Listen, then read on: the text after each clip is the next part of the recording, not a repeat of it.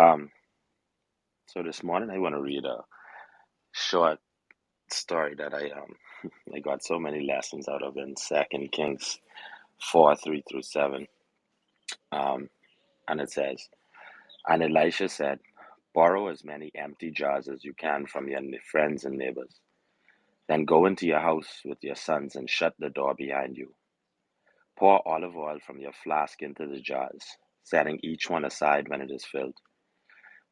So she did as she was told. Her sons kept bringing jars to her, and she filled one after another.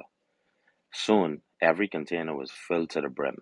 Bring me another jar, she said to one of her sons. There aren't any more, he told her, and then the olive oil stopped flowing. When she told the man of God what had happened, he said to her, now sell the olive oil and pay your debts, and you and your sons can live on what is left over. And today, I'm just grateful for God's blessings. I'm grateful for I'm grateful for just everything God gives us and the way in which He gives it to us and obedience behind it. This story, I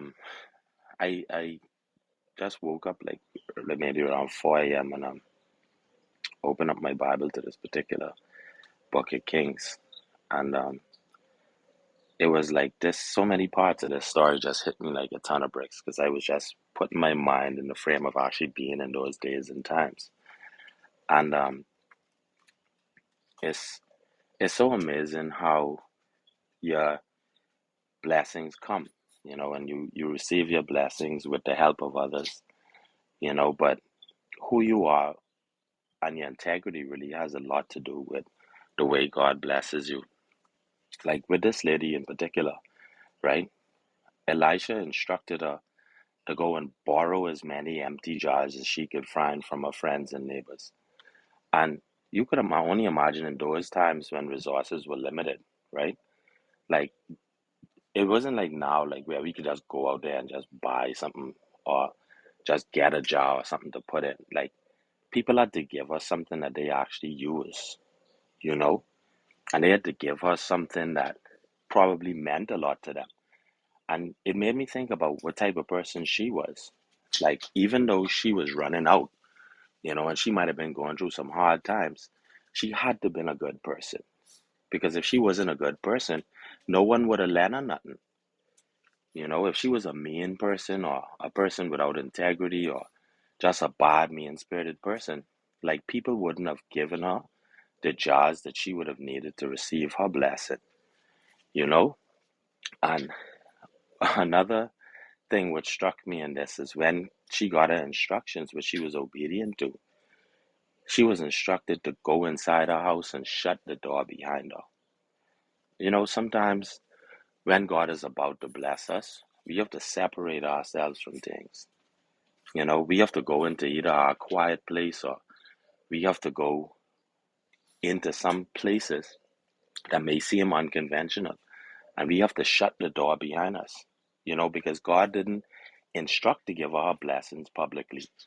Like there's many instances in the Bible where, Jesus would have blessed people or people would have gotten their blessings in front of others so that they could have carried the word on. But this particular blessing for her required her to be by herself and for her to be in an alone place and for her to be somewhere where nobody knew how much oil she was going to get. Nobody knew, like, they may know that she may have borrowed a job, but they don't know what she borrowed it for. It could have been for water, it could have been for anything. But her jar was supposed to be filled with oil, which obviously was extremely valuable commodity back in those days because oil was used, not only just for maybe fires and whatever, but it was used in everything from cooking. It was used to keep the flies off of your pets. You know what I mean, so that they could live and so that you could be able to like rebreed and so that you could just have anything in abundance. Like oil was extremely valuable commodity back then, and she was given this blessing um in private, and it was just it made me start to think a lot too about my life and how when I went through a transition, how I had to separate myself from so many people that, you know, at that moment in time, especially, I thought that these people meant my best interest or not. Maybe some of them did, but I still had to separate myself in order to get where I am today, and she was obedient, because she didn't leave the door halfway cracked with people to peek inside or nothing. She literally went inside and she followed the instructions and she closed the doors. And one of the last things that I got out of this was when she asked for more, her sons told her that there weren't any more jars. Her blessings were still overflowing, but God gave her exactly what she had acquired and filled it to the brim. It gave her the opportunity then to have more than enough. And he didn't tell her to return the jars back to the people full. He said to sell what that is, pay off your debts, and then you and your sons could live as what's left over. That meaning that her blessing still ended up blessing other people because that oil was such a valuable commodity that she had to go out there and she had to sell it. But it still created intricate value throughout or for whoever it was in the neighborhood or the community or whatever. And she had to remain within her integrity because she could have gone ahead and say, I can keep these jars or I could do whatever, but she had to still go ahead and sell those jars and then keep what was left over.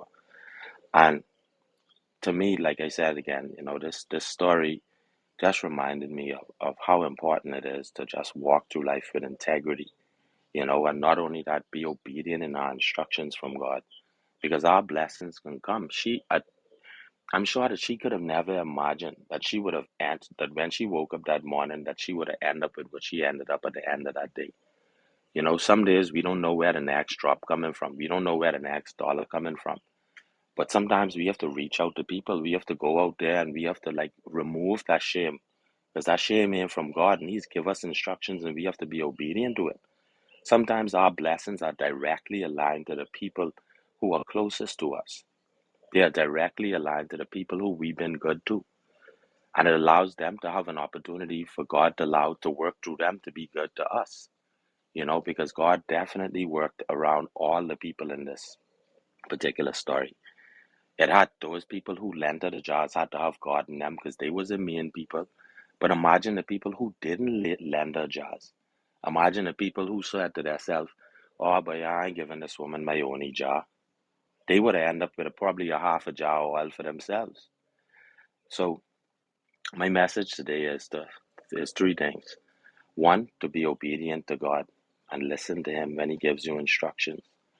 Number two is to don't shut the world out when God asks you or puts you in a position to receive your blessing. Remember, your blessing may be directly aligned with somebody else. And the third thing I want to remind everyone is to shut the door behind you.